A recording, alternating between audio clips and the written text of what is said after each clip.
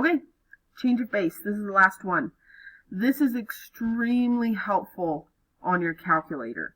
So here's a problem we run into. Your calculator, if we pull it up and look at it, only does log base 10 or ln or log base e. Those are the only ones it does. So I need this formula so that I can do any base and still type it in. So let's practice this. I want to find log base 7 of 112. Remember, always to 3 decimals.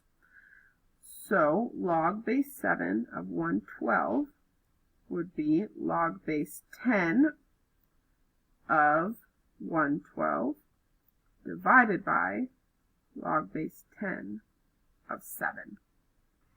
The inside becomes your numerator, the base becomes your denominator.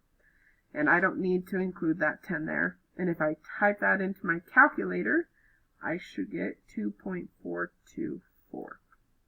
Now this also works if you use the ln instead of log. So I could do this as ln of 112 over ln of 7. And that's also 2.424.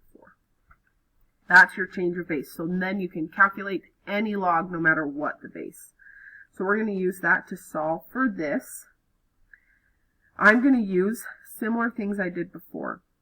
I'm going to take log base 3 of 3 to the x plus 2 because now I know that my 3's will cancel. But what I do to one side, I have to do to the other side. So I also have log base 3 of 6. So now I have x plus 2 equals log base 3 of 6 minus 2. Make sure you do it to the outside. So I have x equals log base 3 of 6 minus 2. Now, I'm actually going to stop there because the instructions say find an exact value. If I type that into my calculator and use change of base, I'm rounding or truncating. That's not exact. Anytime it says find an exact value, do not type it in. Leave it like that. Then in B, it says find a decimal value to 3 or more decimal places. So now I'm going to use change of base. So I have log of 6 over log of 3.